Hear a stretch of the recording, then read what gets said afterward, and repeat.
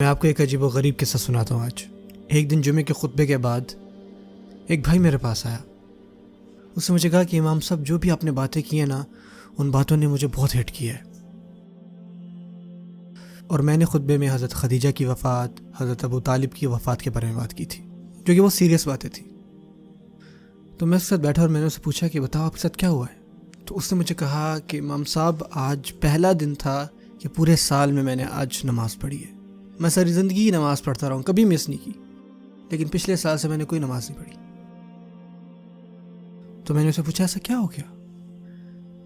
تو اس نے مجھے بتایا کہ ایک سال پہلے میری زندگی جو ہے وہ بہترین چل رہی تھی، سب کچھ پلان کے مطابق چل رہا تھا۔ میں تقریباً 30 سال کا ہونے والا تھا۔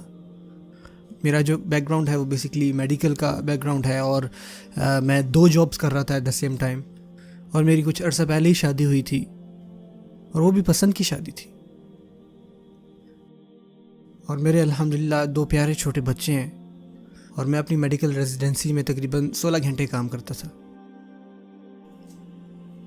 اور ہمارا چھوٹا خوبصورت سا گھر تھا، اور میری گاڑی تھی جس کا کبھی کبھار جو ہے وہ کام نکلتا رہتا تھا، اور الحمدللہ ہمارا جو ہے وہ سم ہاؤ گزارا جو ہے وہ چل رہا تھا۔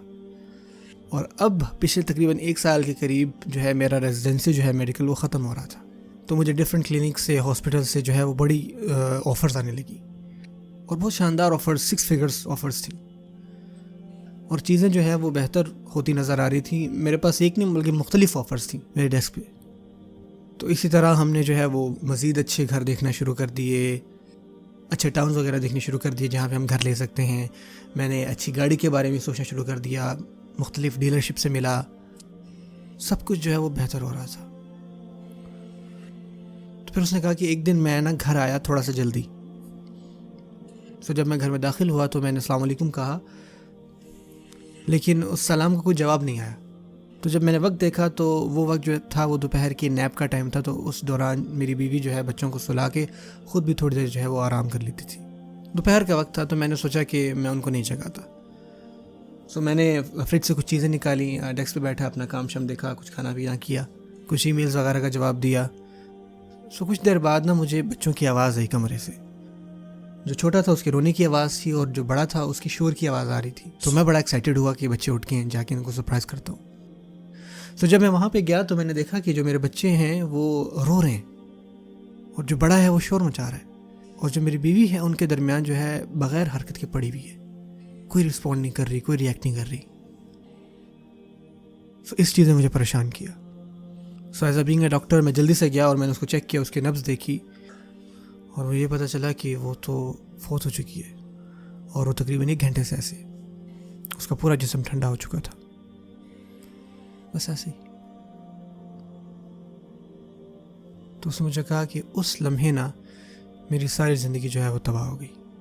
میں نے اپنی زندگی کی محبت کو جو ہے وہ کھو دیا، میرے بچوں نے ان کی ماں کھو دی، اور میں نے اپنا ایمان کھو دیا، اور اگلے 24 گھنٹے مجھے کچھ پتہ نہیں چلا۔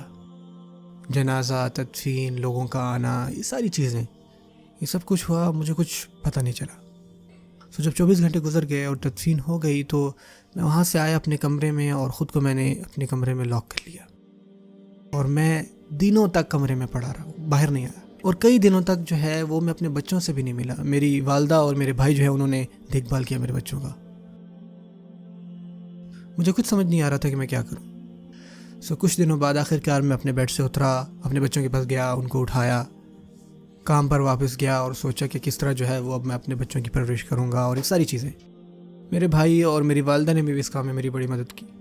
کچھ عرصے بعد، ہفتے مہینے بعد جو ہے میں نے اپنی زندگی جو ہے واپس ٹریک پہ کی۔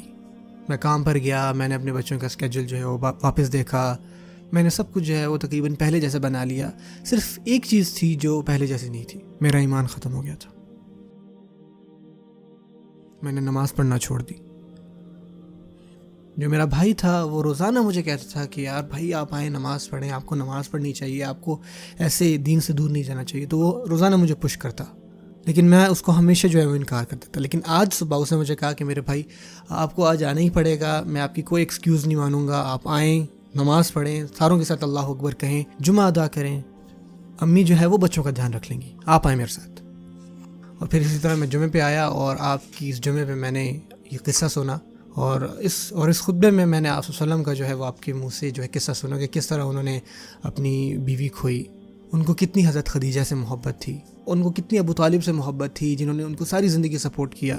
اور یہ سب سننے کے بعد مجھے اپنے سوالوں کا جواب مل گیا، اور اب مجھے سمجھ میں آنے لگی کہ کس طرح اتنے بڑے صدمے کے بعد، اتنا سب کچھ ہونے کے بعد، آپ صلی اللہ علیہ وسلم اگلے دن ہی اٹھے، باہر گئے اور پہلے سے زیادہ لوگوں کو دعوت دی، یہ جانتے ہوئے کہ جب وہ واپس گھر آئیں گے تو ان کا گھر خالی ہوگا.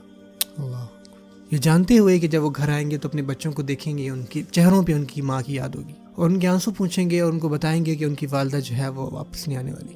اور دیکھیں سبحان اللہ، اللہ سبحانہ تعالیٰ ان کو ایک ایسے سفر پہ لے کے گئے جو ان سے پہلے اور ان کے بعد کوئی بھی اس سفر پہ نہیں جائے گا. اور آپ کو پتہ ہے کہ اسراء اور معراج کا واقعہ، یہ جو واقعہ ہوا تھا، یہ جو سفر تھا، اور وہاں پر اللہ تعالیٰ نے آپ صلی اللہ علیہ وسلم کو جو تحفہ دیا، اور وہ تحفہ کیا تھا آپ کو پتہ ہے؟ ہماری نمازیں 5 وقت کی. یہ مشکلات آئیں گی، مصیبتیں آئیں گی، صدمے پہنچیں گے، دکھ آئیں گے، اور جب بھی تم زندگی میں گر پڑو تو دوبارہ کھڑے ہونا اور کہنا اللہ اکبر، اور اللہ کی ہاں کھڑے ہونا، اللہ سے دعا کرنا، اللہ کے سامنے سجدہ کرنا. نماز آپ کے زخم بھر دے گی، یہ آپ کے مسئلے دور کر دے گی، یہ آپ کی پریشانیاں دور کرے گی.